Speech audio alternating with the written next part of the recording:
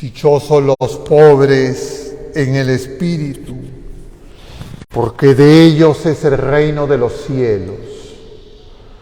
El Señor esté con ustedes. Lectura del Santo Evangelio según San Marcos. En aquel tiempo, entre lo que enseñaba Jesús a la gente, dijo: cuidado con los escribas, les encanta pasearse con amplio ropaje y que les hagan reverencias en la plaza. Buscan los asientos de honor en las sinagogas y los primeros puestos en los banquetes, y devoran los bienes de las viudas con pretexto de largos rezos. Estos recibirán una sentencia más rigurosa.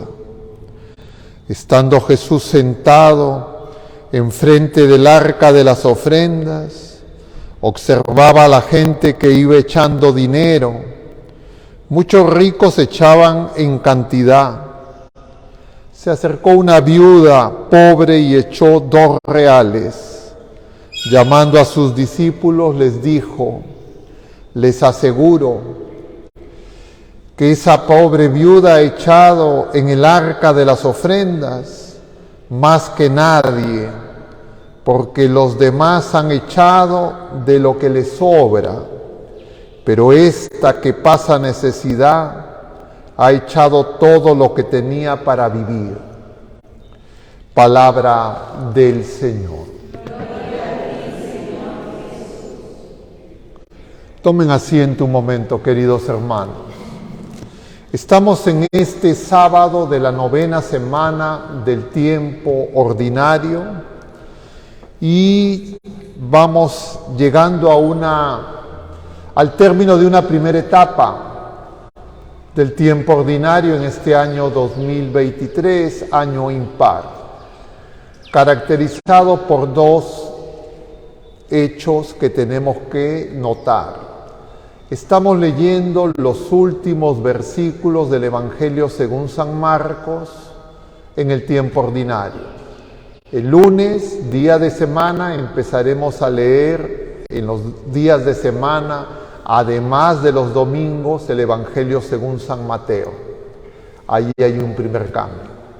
Pero además, hoy estamos terminando leyendo los últimos versículos que hemos leído no de manera continua, sino fragmentos del libro de Tobías. Y entonces hay que poner una relación entre este capítulo 12 del Evangelio según San Marcos y el capítulo 12 de Tobías con que termine ese libro. Porque para interpretar la Sagrada Escritura, que con la sagrada tradición en la revelación Dios se da a conocer, la Iglesia nos enseña algunos modos de entender el sentido de la enseñanza, también nos enseña criterios, pero vamos por los sentidos, porque lo otro los llevaría a explicaciones más largas. Brevemente, los sentidos para entender la Sagrada Escritura son 2. Y esos son lo que está escrito, el sentido literal según los géneros literarios de esos libros de la Sagrada Escritura de la Biblia, pero también tiene que ver el sentido espiritual, porque el Espíritu Santo es quien inspira lo que se ha dejado por escrito en la Sagrada Escritura. Y la Sagrada Escritura no es como un periódico. Yo les decía el otro día a unas personas, ¿qué pasaría si ustedes leen hoy día una noticia del periódico? La ven, se asombran, no sé lo que pueda suscitar, y guardan ese recorte. Mañana lo vuelven a leer. ¿Les va a decir algo nuevo?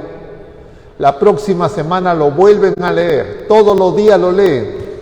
¿Les va a agregar algo a lo que está ahí escrito? Nada. Se lo pueden aprender de memoria. Pero cuando leemos, cuando escuchamos la Sagrada Escritura, no ocurre así.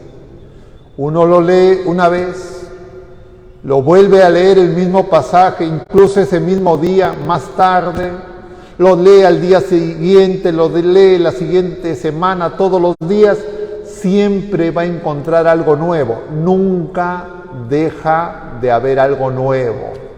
Eso no ocurre con ninguna literatura. Tenemos que experimentarlo, porque si no, nosotros no vamos a entender lo que es la revelación. Y eso como antecedente, como introducción al término de esta etapa del tiempo ordinario en que nos encontramos en este sábado de la 9ª semana. Vamos al libro de Tobías, que junto con el libro del Eclesiástico, 2 libros sapienciales, han acompañado el término de esta primera etapa del tiempo ordinario.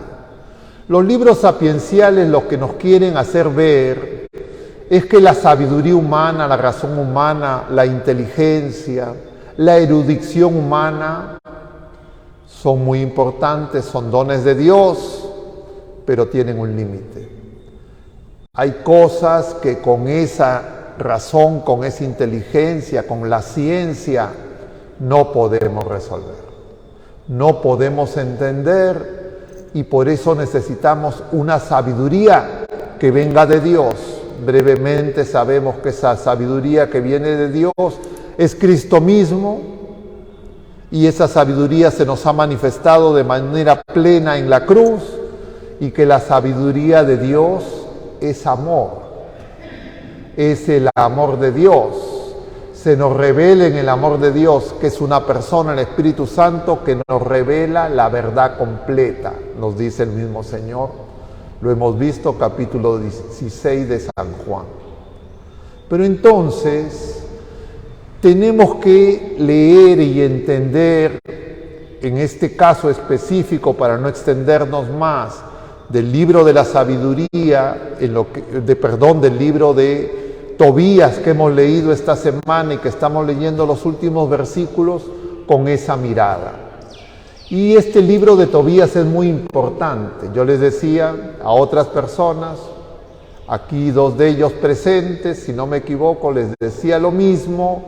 El libro de Tobías es un libro que todos los matrimonios tienen que leer.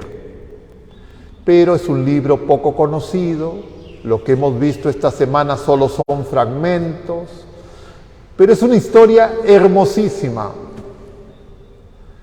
vigente, muy actual. Pero como todo lo de la revelación y lo de la Sagrada Escritura, lo tengo que entender desde Cristo, porque la Sagrada Escritura, toda la Biblia, es un libro de amor. ¿Ustedes alguna vez han recibido o han escrito cartas de amor? Toda la Biblia es un libro de amor. ¿Quién escribe? Dios mismo. Pero a veces no nos damos cuenta. ¿Por qué no nos damos cuenta? Porque la interpretación de toda la Sagrada Escritura parte de descubrir que está hablando de Jesucristo, de la persona, del Verbo eterno que es la palabra. La Biblia no es un texto, no es un conjunto de libros, es la palabra puesta por escrito. Como cuando un enamorado, una enamorada escribe una carta de amor, no es un papel escrito. Y por eso ustedes, seguro, si han recibido esas cartas, las habrán guardado o las han botado a la basura. Generalmente la gente los guarda. Claro, si han tenido un montón de cartas de aquí y de allá, tienen que votar las últimas porque si no se ponen en problemas. El Señor no es así. El Señor nos ama fielmente. Y entonces generalmente esas cartas las guardan, las tienen en una cajita. O el equivalente de esas palabras escritas son las fotografías. La familia tiene fotografías, generalmente guardan en un álbum. Ahora ya claro, todo está en magnético. Pero vuelven a ver, ¿no? La fotografía se le enseñan a los hijos, se le enseñan a los nietos, y cuando miran, vuelven a Ahora ya claro, ya no hay ni siquiera fotografías, ahora videos, pero es parecido. El Señor se comunica, se da a conocer a nosotros y nos dice que nos ama infinitamente de manera fiel, y nuestros pecados, nuestras miserias, no son más grandes que su amor.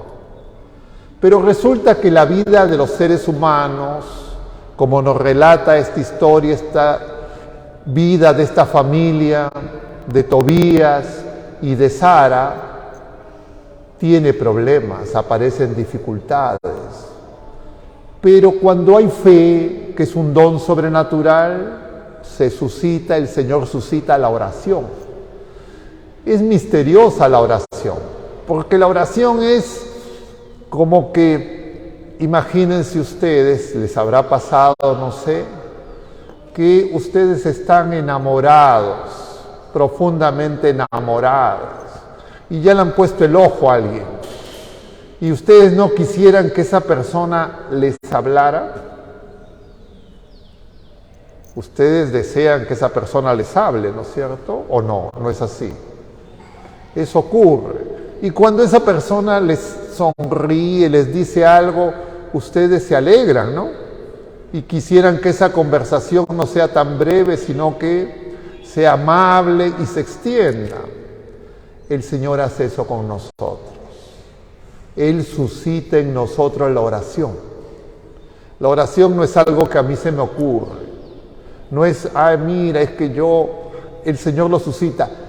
Y cuando se suscita la oración es porque el Señor quiere declararme su amor. Pero a veces nosotros nos acercamos a la oración de manera pragmática. A ver qué necesito, qué me falta, qué pido. Casi como enviar un WhatsApp, y envíame tal cosa. El Señor no nos deja en visto, les decía yo la otra vez a unas personas. Incluso en esa circunstancia nos responde. Pero Él quiere que nos demos cuenta de más profundamente qué significa. Y entonces ahora se revela la oración. El arcángel Rafael le dice a Tobí que cuando él estaba haciendo oración y cuando Sara estaba haciendo oración, el Señor estaba escuchando esa oración. Y que todo lo que hizo Rafael fue la respuesta del amor de Dios ante esa oración. Y Tobí, que era una persona piadosa, estaba ciego. ¿Eso qué significa? Claro, tenía efectivamente una ceguera, diríamos, en sus sentidos naturales, pero está significando en esa interpretación, en ese sentido espiritual de la Sagrada Escritura, que nosotros estamos ciegos todos, y poco a poco el Señor nos va a ir curando para que cada vez más reconozcamos a Dios en nuestra presencia. O mejor, nosotros en la presencia de Dios. Y Dios ya ni siquiera envía a arcángeles. Él mismo viene en persona. Porque a veces uno quiere ayudar a alguien y le dice, a ver, mira, puedes ayudar, mira, tengo mi familiar, tú estás más cerca. Ahora el Señor está más cerca que nadie, de todos nosotros. Más que nosotros mismos, está dentro de nosotros. En lo profundo de nuestro corazón. Y la oración y la revelación lo que nos muestra es que el Señor ha abierto su corazón para nosotros. Eso es lo que vamos a celebrar, lo que estamos celebrando, el Sagrado Corazón de Jesús. El corazón de Jesús está abierto. Y el corazón de Jesús está abierto y lleno del amor de Dios, del Espíritu Santo, para declararnos su amor. Nosotros, el Señor quiere que nos acerquemos a esa fuente. Y este libro de Tobías y toda la Sagrada Escritura nos habla de eso. Jesús es el templo. Él, cuando llega a Jerusalén, lo hemos visto en el capítulo 12, entra, dice, lo primero al templo y mira todo. Es decir, el Señor nos conoce por dentro, todo nuestro ser. Desde que estábamos antes ni siquiera del útero materno, hasta la eternidad. Él nos conoce, ni siquiera nosotros mismos ni nadie nos puede conocer tanto como Él. Y Él quiere que nosotros nos demos cuenta que nosotros somos muy pobres, muy necesitados. Claro, uno dirá, pobre, ¿yo qué voy a ser pobre? Porque el mundo nos ha hecho creer que la pobreza es un problema económico. Y entonces el mundo mide la pobreza en la línea de pobreza, la canasta básica y todo lo que sabemos.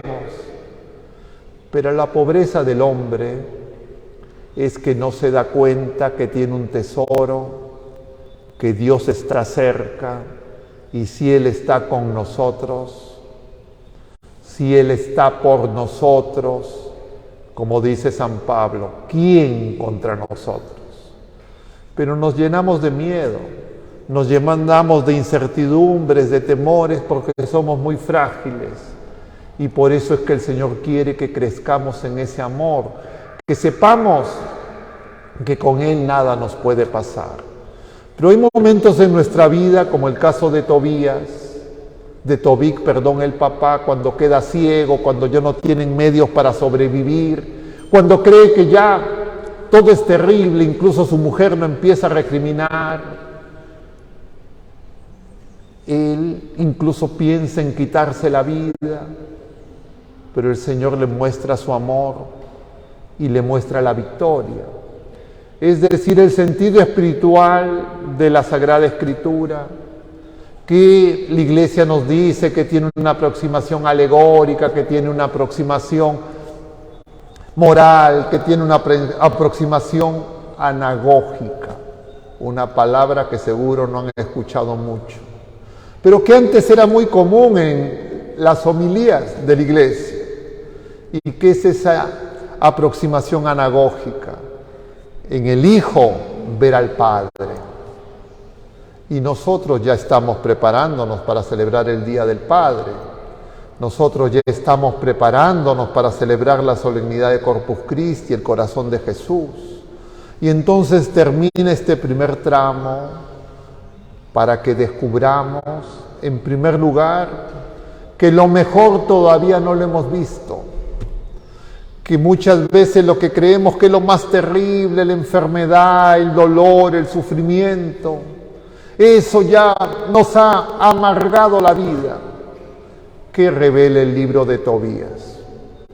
Yo les preguntaba ayer a varias personas, ¿cómo se curó Tobíc, el papá ciego? ¿Y saben cómo quedó ciego? Quedó ciego por el estiércol de un gorrión.